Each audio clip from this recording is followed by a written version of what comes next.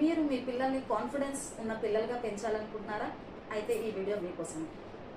పిల్లలు ఏదైనా పని చేయాలనుకున్నప్పుడు మా అమ్మ తిడుతుందేమో, లేకపోతే మా నాన్న కొడతారేమో అనే భయం వాళ్ళల్లో ఉంటుంది.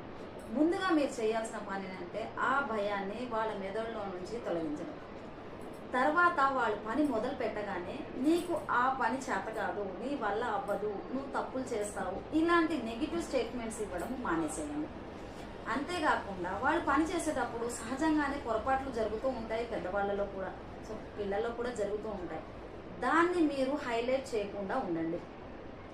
అలా చేయడం వల్ల పొరపాట్ల నుంచి వాళ్ళు పాఠాలను నేర్చుకుంటారే తప్ప దానివల్ల వచ్చే నష్టం ఏమీ ఉండదు.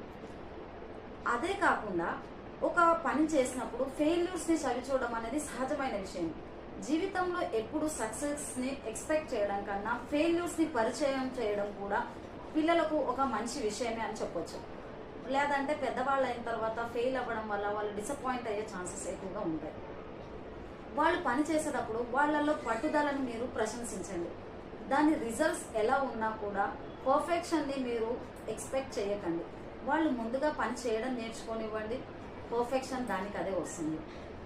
ఇవే కాకుండా వాళ్ళల్లో పని చేసేటప్పుడు ఓపిక అనేది పెరుగుతుంది. చిన్న విషయాలకు ఫ్రస్ట్రేట్ అవ్వడం లాంటివి తగ్గడానికి ఇవి ఎంతగానో తోడ్పడతాయి.